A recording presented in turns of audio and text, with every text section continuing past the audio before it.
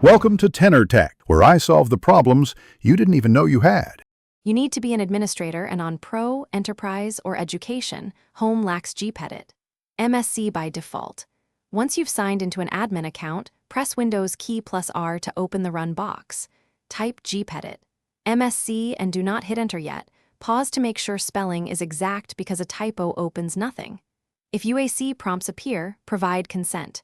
You're now launching the Group Policy Editor. This step moves you from setup into the actual editor, so proceed when ready. Once Gpedit MSC runs, the console opens with two main routes: computer configuration and user configuration. You'll use computer configuration for machine-wide rules and user configuration for account-specific rules. Choose based on the effect you need. Expand administrative templates to access common controls, then drill into System, Network, or Windows components to find the setting you want.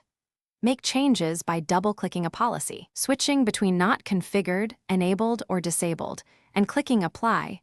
This saves policy After setting a policy, click Apply and OK, then close the editor. Many changes take effect right away, but some require a reboot or logoff.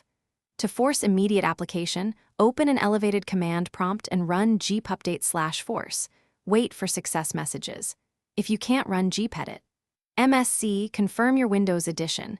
It's not available on Home by default, or install a supported management pack cautiously. If errors occur, reopen the policy to verify selections and examine Event Viewer for related errors. Thanks for watching. Subscribe to keep your life in tune.